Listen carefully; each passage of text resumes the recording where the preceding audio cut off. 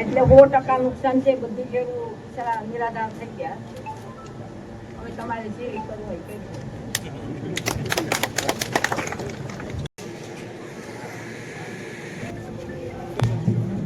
નમસ્કાર, જય સોમનાથ.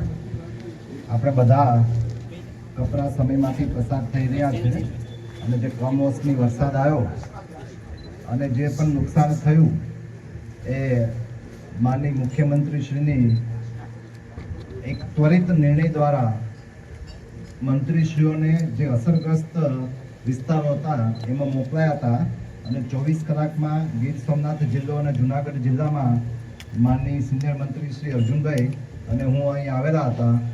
પરંતુ આપણા સંવેદનશીલ મુખ્યમંત્રીશ્રીએ પોતે પણ આપની સમક્ષ આપની સાથે પરિસ્થિતિનો તાગ મેળવવા માટે આજે જમીની સ્તર પર ઉતર્યા છે. તે બદલ સમગ્ર ગીર સોમનાથ જિલ્લા વતી સાહેબશ્રીનો આભાર માનું છું.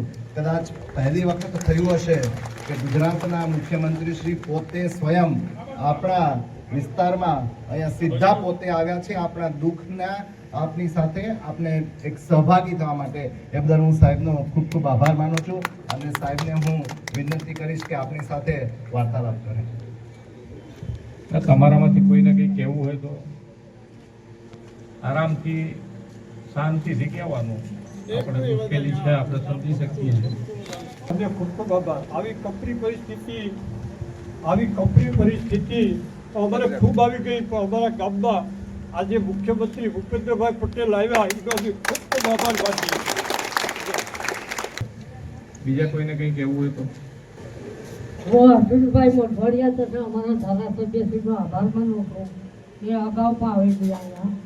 આજે અમારા ગામમાં આઝાદી પછી પહેલા રહ્યા મુખ્યમંત્રી આવ્યા તેનો નુકસાન કેટલું છે એમ પૂછે? તમારે વરસાદ અને વરસાદના હિસાબે નુકસાન એ કંઈની વાત કરવી હોય તો કરો આરામથી. નુકસાની તો તમે જોઈ છે રૂબરૂ. પછી તો અમારે શું વિશેષ કહેવાની કંઈ જરૂર નથી. એટલે 100% નુકસાન છે. બધું જેવું સારા નિરાધાર થઈ ગયા.